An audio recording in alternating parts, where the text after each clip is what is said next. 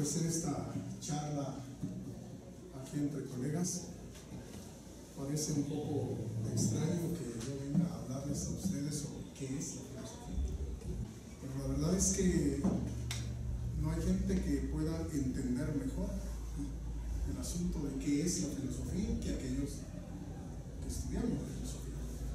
Entonces, a mí personalmente, pues no me parece nada extraño que nos pongamos a abordar esta temática. Bueno, la pregunta fundamental de esta conferencia ha sido abordada infinidad de veces a lo largo de la filosofía occidental. El asunto que nos ha reunido aquí, entonces, no es ninguna novedad. Y a la falta del atractivo de lo novedoso, debemos agregar la diversidad de respuestas que pueden encontrarse al respecto, lo cual es desconcertante para el no iniciado. Además, suele decirse que esta cuestión de qué es la filosofía es de suyo un problema filosófico. Ante esto, cualquiera puede verse invadido por la sensación de que le están tomando el pelo, y con sobrada razón. De hecho, parece que lo primero que un estudiante de filosofía oye o lee es que la cuestión de qué es la filosofía es una de las preocupaciones más importantes de la misma filosofía. Al menos fue lo que yo escuché en las aulas de esta facultad hace años como estudiante del departamento. Incluso tuvimos un profesor que un buen día nos dijo: vean, señores, yo tengo ya varios años de estar aquí y nadie ha podido decirme en realidad qué es la filosofía. ¿Qué es filosofía? El término mismo filosofía ha dado pie a que se escriban muchas páginas tratando de establecer el significado que pudo haber tenido en la antigüedad. Básicamente se reconocen dos corrientes.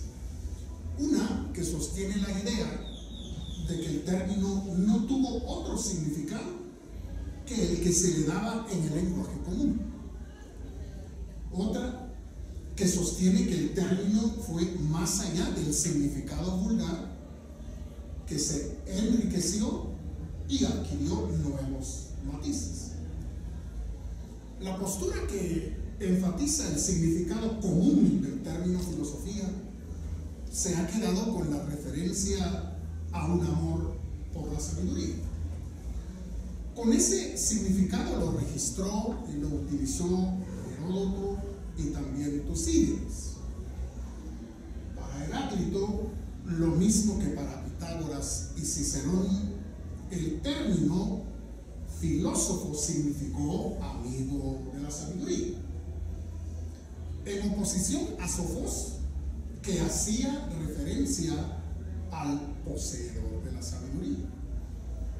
Este sentido vulgar o común de la filosofía como amor por la sabiduría, como ocurre con el uso descuidado de cualquier vocablo, se vio mezclado con términos tales como sabio, sofista, físico y fisión.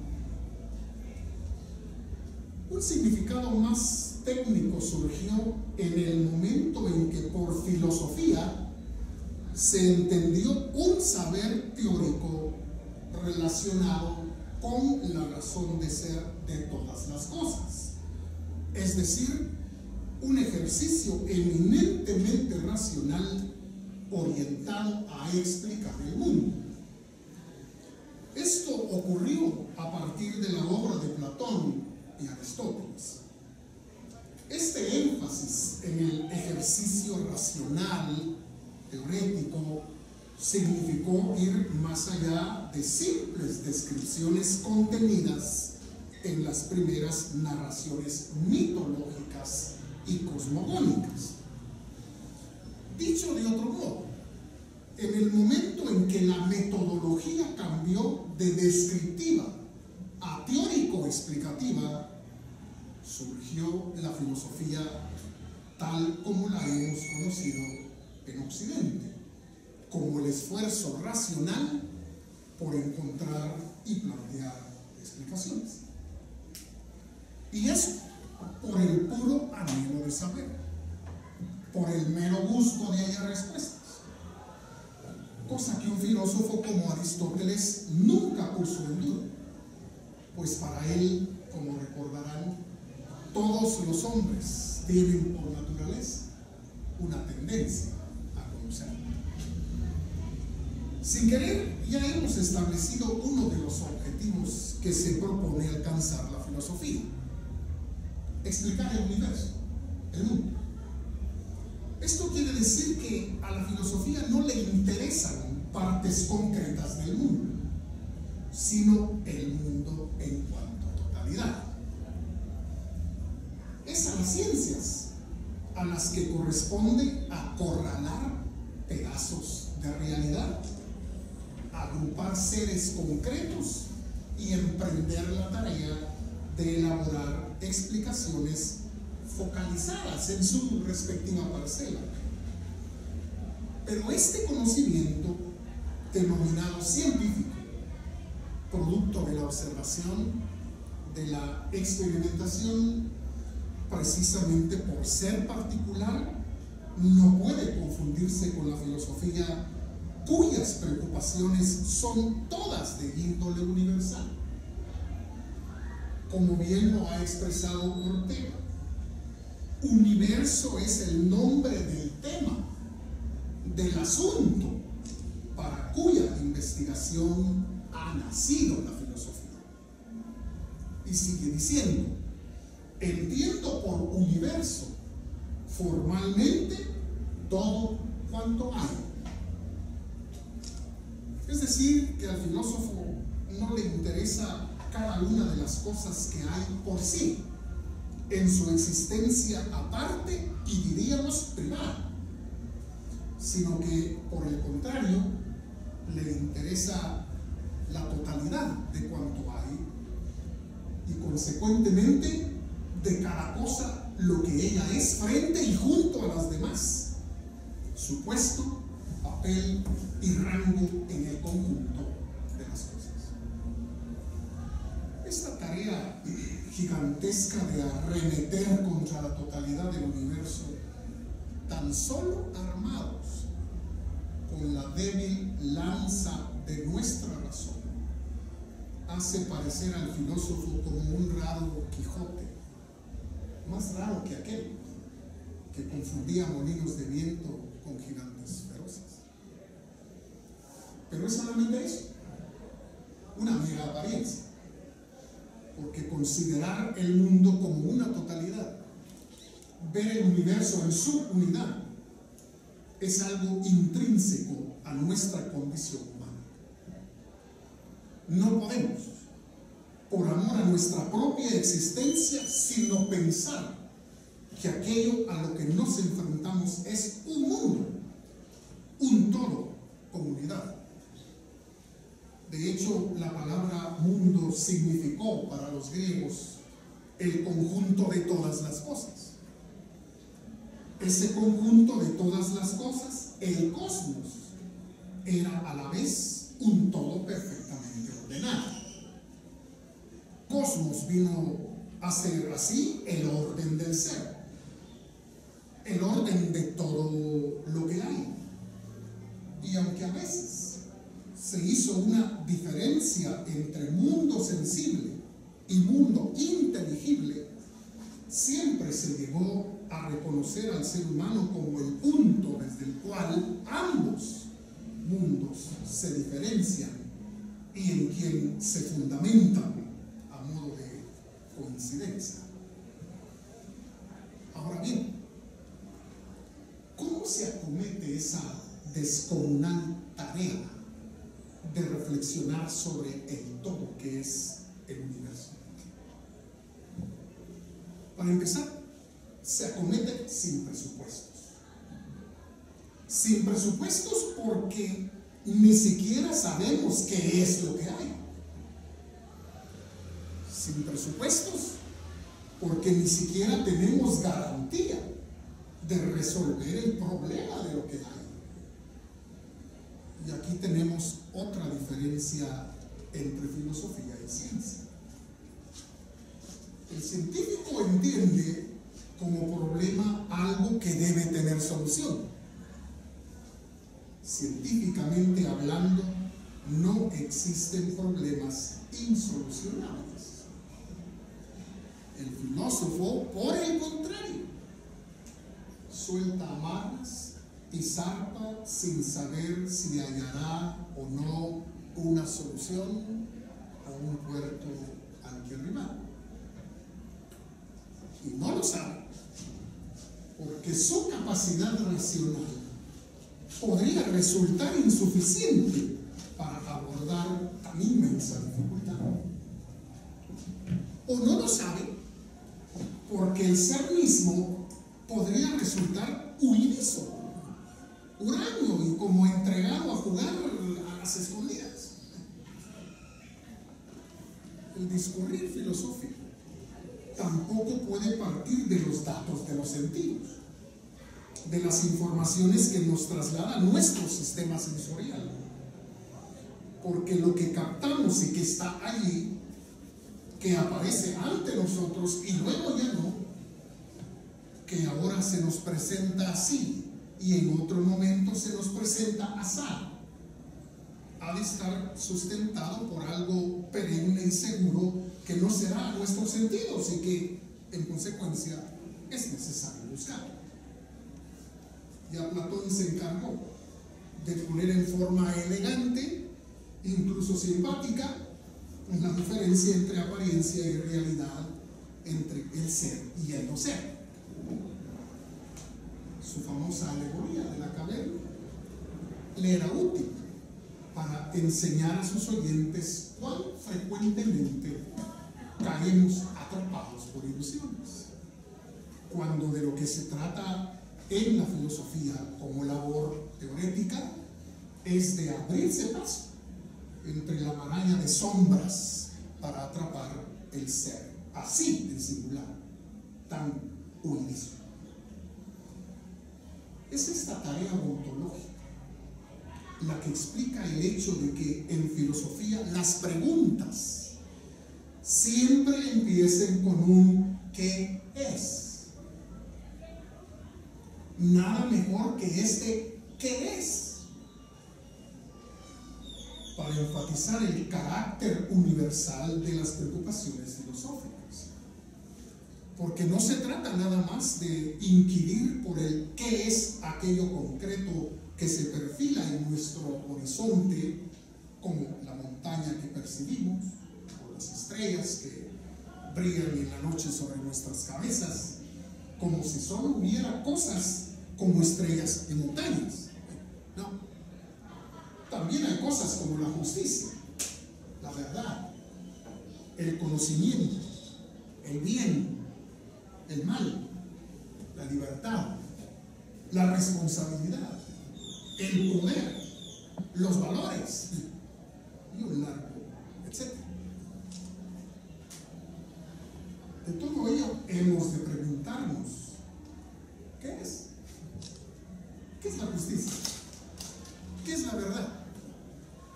¿Qué es el conocer? ¿Qué es la libertad?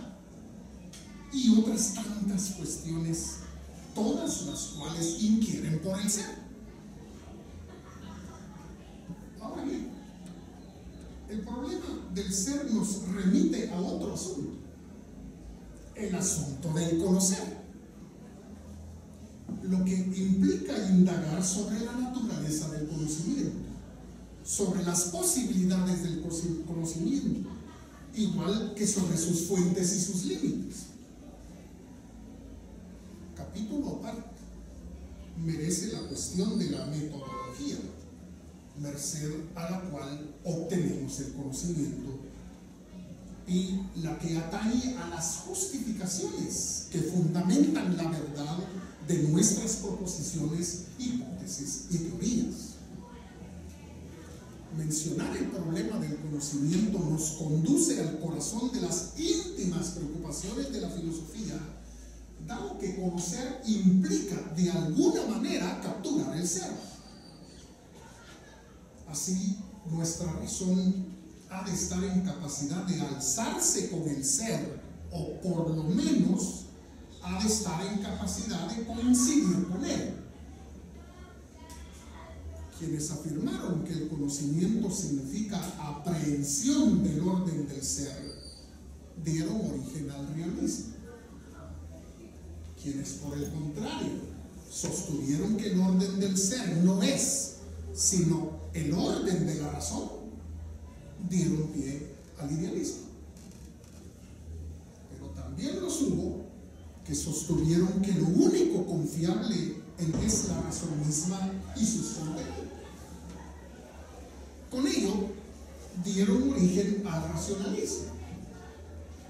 Otros, por su parte, hicieron inclinar la balanza hacia el ser y las percepciones que del mundo tenemos, cultivando así una posición empirista. Estamos en la médula de la filosofía al mencionar estas dos grandes cuestiones, la del ser y la del conocer, ontología y epistemología. Me parece a mí que son las dos grandes cuestiones por las cuales la filosofía ha nacido. Ahora bien, ¿por qué ocuparse de estas cuestiones? ¿Qué justifica el que hagamos de la filosofía objeto de nuestro interés? ¿No abundan acaso razones para no entregarnos a la tarea de reflexionar filosóficamente? Pues sí las hay. Examinemos algunas de esas razones esgrimidas en contra del cultivo de la filosofía. Y en este examen utilizaré ejemplos concretos extraídos de la misma historia de la filosofía. Como las características de la reflexión filosófica resultan perturbadoras, la actitud común es el rechazo hacia la especulación filosófica. Se afirma que no va a ninguna parte, como si se tratara de una bicicleta estacionaria en la que hay movimiento, pero no desplazamiento. Actitud que no es exclusiva de personas prácticas, desesperadas por no ver la luz al final del túnel. No. En los pasillos de la historia de la filosofía podemos encontrar individuos que después de dedicar años a la especulación filosófica se derrumbaron, invadidos por el desencanto y la desesperación. Que un no iniciado experimente rechazo hacia lo que no conoce es algo comprensible. Lo trágico es que alguien que ha transitado por los caminos de la filosofía termine por arrepentirse de su misma andadura y de un brinco atraviese fronteras hacia una geografía intelectual distinta. Pero casos así los ha habido. Veamos. Que yo recuerdo, Descartes fue de esos que, de tanto esperar respuestas claras, inconfundibles, fueron tragados por la desilusión y el desencanto. Había recibido una sólida formación en toda la filosofía que le antecedió. Conocía bien a los griegos y a los latinos, tanto como a los medievales. Los jesuitas que lo educaron le proveyeron la mejor formación que se podía lograr en los ambientes europeos. Él, como aventajado alumno que era, supo aprovechar tan efectivo sistema educativo y se hizo de una erudición notable.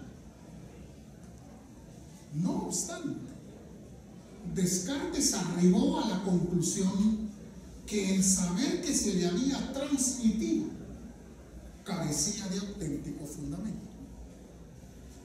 Dijo en su obra más célebre, El discurso del método, que La filosofía nos enseña a hablar con una apariencia de verdad sobre todas las cosas y hace así que seamos admirados por los menos sabios. Además, sin importar que las mejores y más grandes inteligencias se hayan dedicado a lo largo de las centurias a cultivar la filosofía, afirmó: no encontramos todavía en ella ninguna cosa sobre la cual no se dispute y que no sea por lo tanto dudosa. Este filósofo francés del siglo XVII llegó a afirmar en el punto más hondo de su desesperanza: nada, por descabellado que parezca, ha dejado de ser defendido por algún filósofo. Llegó a pensar que la filosofía no era más que un mar agitado de contradicciones y preguntas sin fin. Como buen conocedor de la filosofía antigua y medieval, arribó a la desconcertante conclusión de que en el terreno filosófico lo que un individuo afirma, otro lo niega, y lo que éste niega, otro lo afirma. Frustrado por no encontrar ideas claras y distintas, por no contar con verdades indubitables, ni respuestas categóricas y exactas, Descartes decidió dedicarse a viajar para ver si encontraba en algún lugar del globo la clase de soluciones que anhelaba. Eso sí, gran parte de los viajes los hizo enlistado en la milicia. Primero con el ejército de Mauricio de Nassau y después con el de Maximiliano de Baviera. Descartes estuvo en Bohemia, Hungría, Silesia, Alemania, Holanda e Italia, entre otros lugares. Mientras viajaba también se dedicó a estudiar matemáticas, surgiéndole una pasión pronunciada por este tipo de conocimiento. Sin lugar a dudas, este amor intelectual por los números condujo a Descartes a exigirle al pensar filosófico el mismo tipo de evidencias que el razonamiento matemático esgrime y la misma clase de conclusiones propia del terreno numérico. No satisfecho con haber hojeado el libro que le quedaba, el libro del mundo, se derrumbó abatido, dispuesto a poner en tela de duda todo aquello que había aprendido de sus maestros, libros y viajes. Quiero adelantar aquí un juicio muy personal. Es posible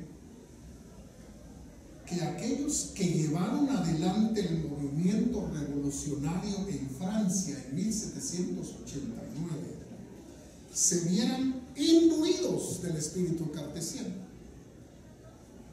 Así fue como yo lo sospecho.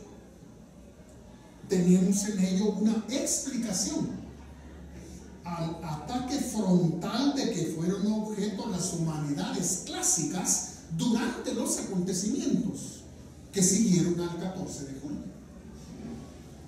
De hecho, fue Condorcet quien fraguó la que se dio en llamar la sustitución del viejo sistema educativo por uno más científico, más técnico.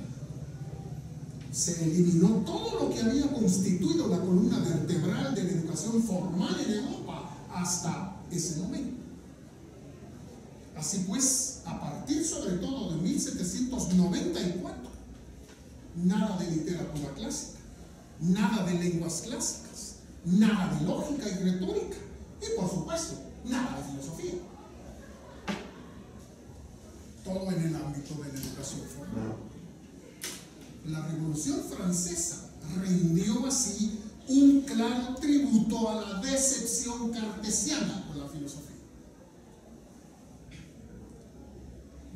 La cuestión es que ante la sustitución de todas las instituciones que promovió la revolución, y de cara al progreso imparable que se suponía esperaba el género humano, las humanidades fueron consideradas como un adefesio inútil y su cultivo una verdadera pérdida de tiempo. No es fácil ver el desprecio por las humanidades y particularmente por la filosofía. No es cosa de ahora. Se trata de actitud surgida juntamente con la modernidad. Lo que pasa es que a nosotros siempre nos llegan tarde las modas, las ideas, las consecuencias de lo que ocurre en el viejo continente. Desde el siglo XVII la actitud cartesiana se ha repetido constantemente, sobre todo en estos tiempos en los que el hombre práctico parece dominar todos los ámbitos, apoyado por sincera falta por el modelo educativo por competencias, nacido en los talleres de la Toyota en Japón, y que considero responsable de la muerte lenta que padecen hoy las disciplinas humanísticas. Estos tiempos son tiempos en los cuales el ¿para qué me va a servir? Es la interrogante que la mayoría tiene en la punta de la lengua. A Descartes se le puede disculpar por la fascinación que sentía por la exactitud matemática, pero las excusas de nuestros contemporáneos son pobres montículos desde los que se pretende despreciar el cultivo de la filosofía. Lo sorprendente y a la vez lamentable es que en el seno mismo del mundo académico hay personas que no comprenden la importancia de las humanidades y en concreto de la filosofía. Yo mismo escuché personalmente a un rector universitario de una de las varias universidades que funcionan en nuestro medio decir que el atraso y pobreza de nuestro país es culpa de las humanidades, y continuó afirmando que nuestro futuro como sociedad dependía totalmente de la tecnología. No son humanistas los que necesitamos, según esta visión, sino técnicos y tecnócratas. No actividad teórico-especulativa, sino máquinas. No explicaciones racionales, sino robots.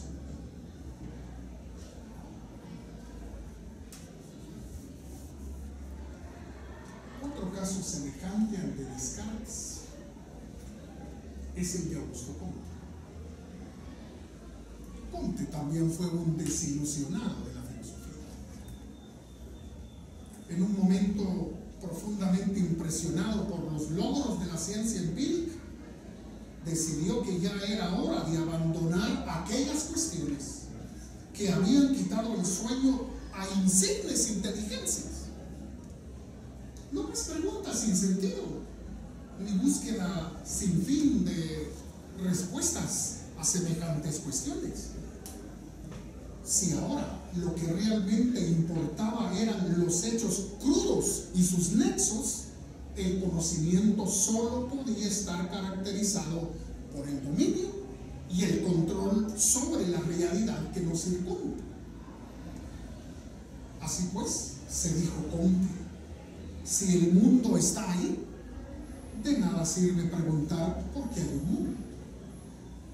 Si los seres humanos se nos hacen patentes, pues resulta ocioso preguntarse qué es el hombre. Y es inútil a la vez preguntar por el bien y por el mal, por la justicia, por la esencia del conocimiento y todo aquello que tenga que ver con una supuesta teleología.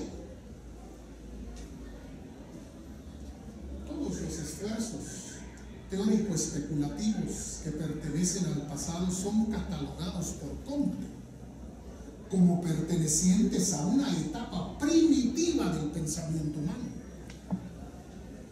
De hecho, Comte hizo alusión a la denominada ley de los 3 estados.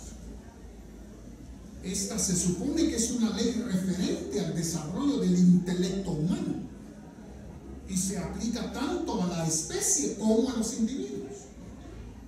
Se supone también que es un principio relacionado con todos los ámbitos del conocimiento humano. La supuesta ley de los 3 estados establece que el desarrollo de toda teoría o explicación atraviesa necesariamente por 3 momentos o estados: el teológico o ficticio, el metafísico o abstracto y finalmente el científico o positivo. El estado teológico implica a su vez 3 instancias: la del fetichismo, la del politeísmo y la del monoteísmo. De esta forma, aquellas elucubraciones cuyo punto de partida es el animismo llegan a su término en el monoteísmo, ya que según Comte, el monoteísmo es el inicio de la inevitable decadencia de la filosofía del estado inicial. El segundo estado, el metafísico, incluía prácticamente toda la filosofía desde los griegos, sobre todo en cuanto a discurso ontológico o del ser. De acuerdo con Comte, la etapa metafísica no hizo sino disfrazar las propuestas teológicas del periodo anterior. Se sustituyó la divinidad por las esencias abstractas sometidas a un único principio, que es la naturaleza. Toda la filosofía metafísica resultó improductiva y condujo a nada, si bien mostró en algún momento ser algo crítico. El estado positivo o científico es, según Comte, el punto de la madurez intelectual, una vez se ha superado la infancia y la juventud.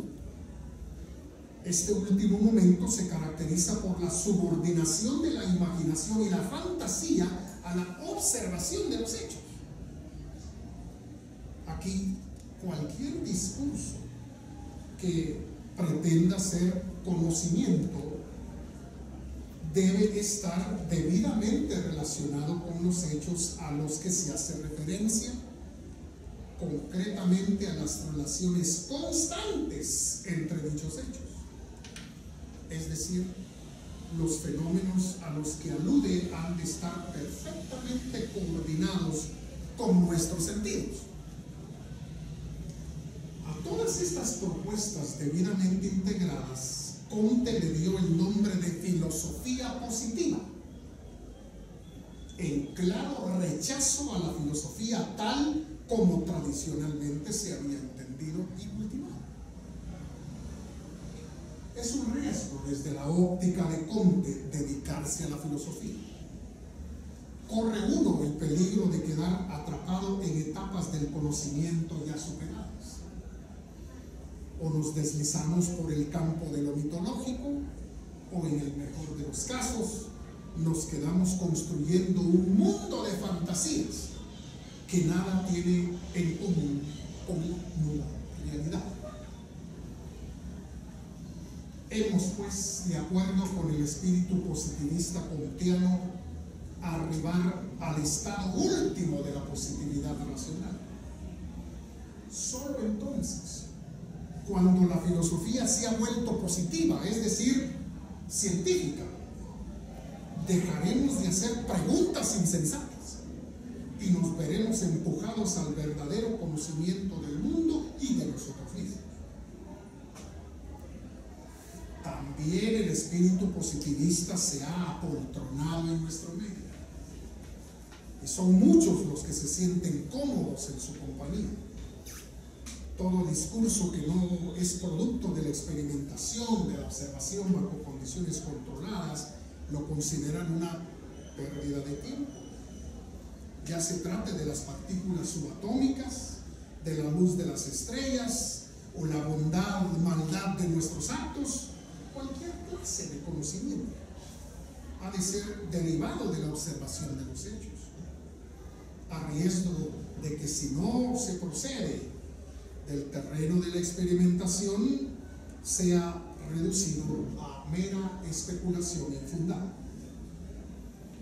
La evidencia aquí no es la evidencia cartesiana, matemática, lógica, sino empírico-sensorial. También el positivismo conduce entonces a renegar abiertamente de la filosofía.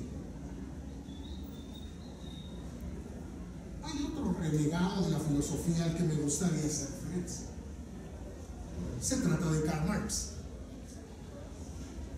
Marx estudió en la Universidad de Berlín en una época en la que el pensamiento de Hegel había dado lugar a dos posiciones extremas. En la posición de izquierda, Feuerbach sostenía una interpretación materialista del pensamiento hegeliano. Marx se adhirió casi inmediatamente a la postura de Feuerbach. Del materialismo dialéctico, Marx derivó el materialismo histórico, es decir, la propuesta de que el acontecer sociohistórico es resultado del desarrollo de la materia. Esta perspectiva dio pie a la afirmación de que los contenidos de la conciencia dependen de las condiciones económicas de la sociedad, condiciones que están a la vez determinadas por la existencia de un conflicto, de una lucha entre una clase social que domina y controla la vida entera de la sociedad y cuyos intereses imponen ideas sobre el resto. De esta manera, la ciencia, la moral, el derecho, la política, la religión, etc., constituyen las ideas que la clase dominante está interesada en mantener y hacer prevalecer. Esta concepción de lo social e histórico condujo a Marx a juzgar el quehacer filosófico que le antecedió como equivocado en su razón de ser. Los filósofos solo se habían dedicado a especular sobre el mundo, intentando hallarle explicaciones. Marx propone que la filosofía debe orientarse más bien a la transformación del mundo.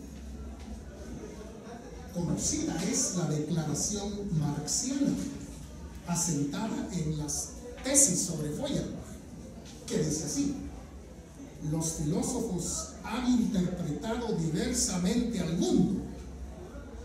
Interesa ahora cambiar.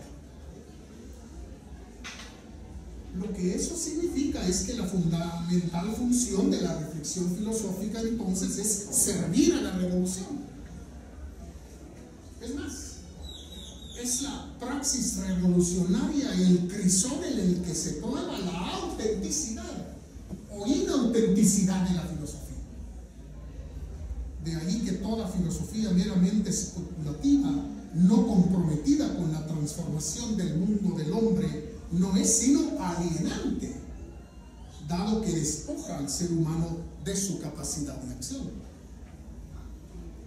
Está claro que en este marco referencial la filosofía es necesariamente un discurso de partido. Por ello resultó fácil para Lenin imponerlo como el discurso oficial del Partido Comunista y llegó a convertirse en el pensamiento único en la Unión Soviética y en todos aquellos países en los que triunfó la visión político-social del marxismo-leninismo. Se trata de un fenómeno nada común en la historia de la filosofía. Que un supuesto discurso filosófico recibiera la protección del Estado, se impusiera violentamente sobre millones y además utilizara el poder gubernamental para combatir, perseguir y suprimir toda idea contraria a la filosofía oficial. Únicamente debemos recordar cómo en el plano de la psicología, de la epistemología, de la lógica, ya no digamos en la filosofía social y política, las reacciones se hicieron muy duras, incluso intransigentes.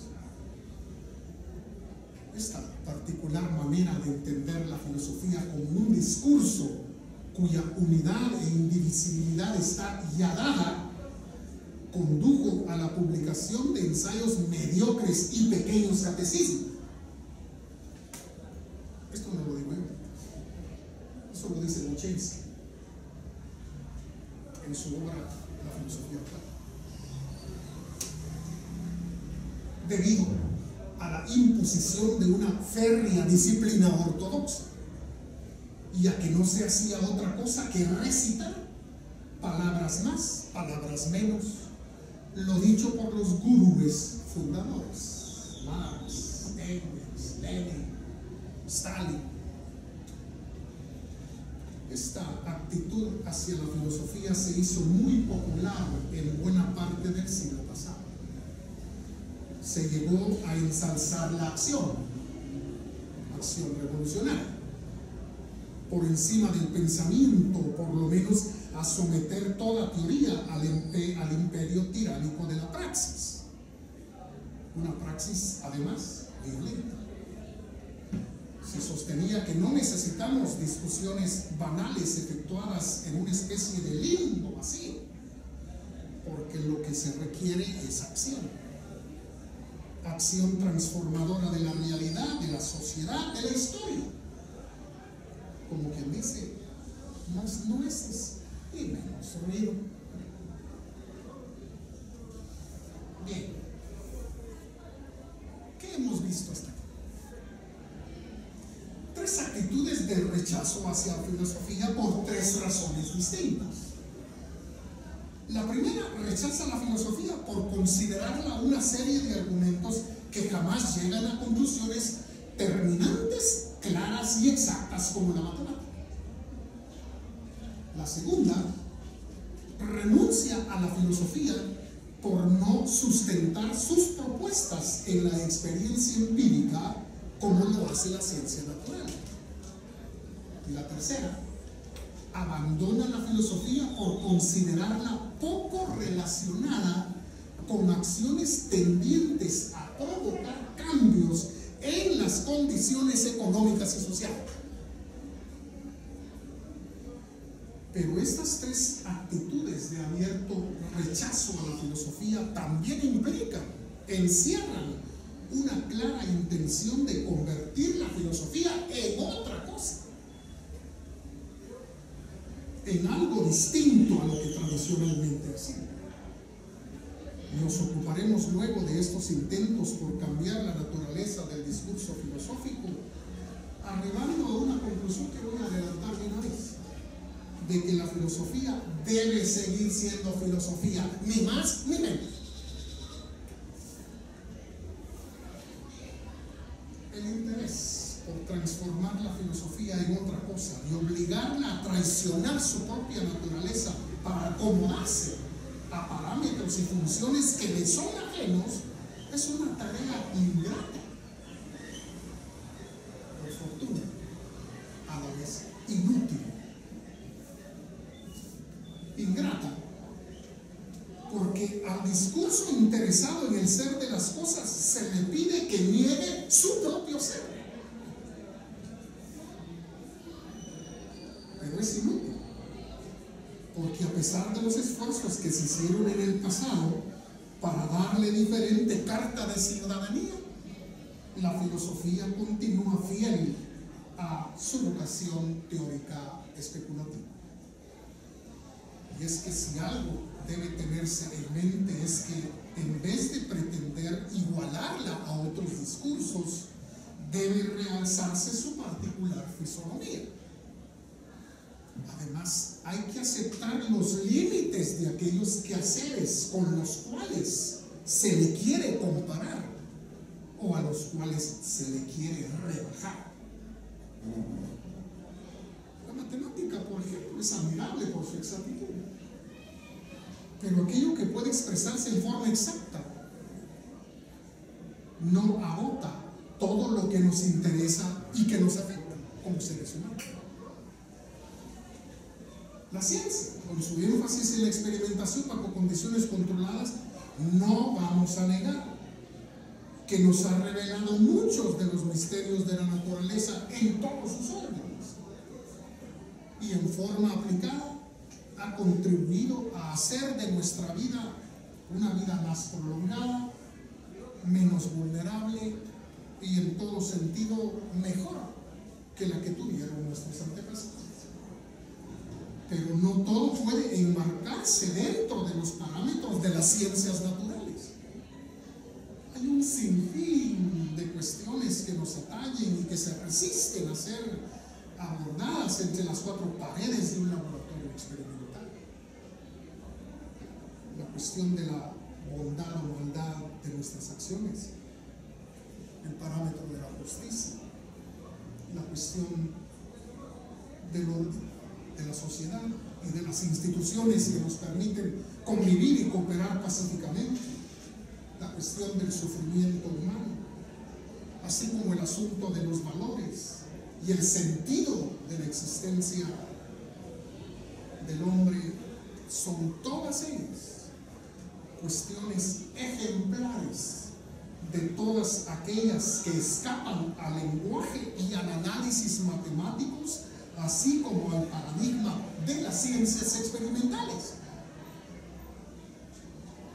Esto último, que consta, fue en su momento enfatizado en el área de las ciencias sociales. Wilhelm Dilthey, filósofo interesado en la historia, reaccionó ácidamente en contra del positivismo continuo. Señaló inteligentemente que el método recomendado por Augusto Comte cercenaba de tajo lo más esencial de la investigación histórica, por no prestarse el hecho histórico a constataciones empíricas directas. Argumentó Dilthey que las ciencias del espíritu, en su caso la historia, son ciencias que bregan con lo que no está amarrado a la inevitabilidad de las leyes naturales, que su objeto de estudio es aquello que es producto del ejercicio humano de la libertad, que en todo caso se trata del reino de la espontaneidad, de la singularidad y de lo irrepetible.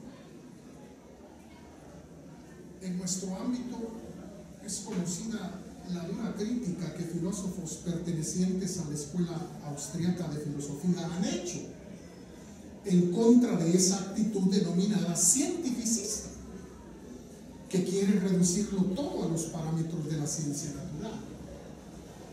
En esa línea se encuentra la obra de Bolzano, Brentano, Casimir Twardowski, Christian von Ehrenfels y por supuesto Karl Popper.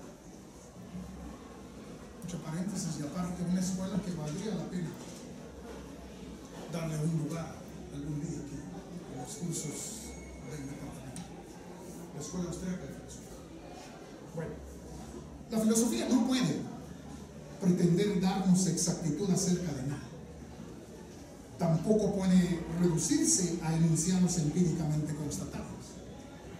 Menos aún puede la filosofía convertirse en recetario para resolver cuestiones prácticas, por relevantes que éstas pueden ser. Si lo práctico fuera lo más relevante, hace tiempo que los animales hubieran desarrollado teorías al respecto, dado que el organismo animal no conoce sino el ámbito de lo práctico. La filosofía debe contentarse humildemente con ser algo así como la hermana menor de todos los discursos que los hombres han configurado en su afán por comprender la realidad y por comprenderse a sí mismos. Recuerdo en este punto las palabras de José Ortega y Gasset. Queremos una filosofía que sea filosofía y nada más, que acepte su destino con su esplendor y su miseria, y no visquee envidiosa queriendo para sí virtudes cognitivas que otras ciencias poseen, como es la exactitud de la verdad matemática o la comprobación sensible y el practicismo de la verdad física. Concluye Ortega sentenciando que es forzoso que la filosofía se contente con ser la pobrecita cosa que es, dejar vacantes las gracias que no le son propias, para que se ornen con ellas los otros modos y clases de conocimiento. La filosofía es entonces como nuestra propia vida. Podrá ser poca cosa, pero es lo único que tenemos. No obstante esa poca cosa, estoy convencido, nos puede hacer mejores en el ejercicio de nuestros propios quehaceres.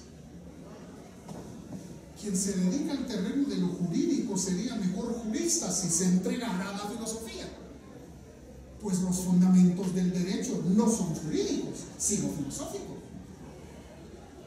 Quien se ha comprometido con la pedagogía sería mejor pedagogo si se atreviera a penetrar en el corazón de la filosofía, porque los fundamentos de la educación no son pedagógicos, son filosóficos.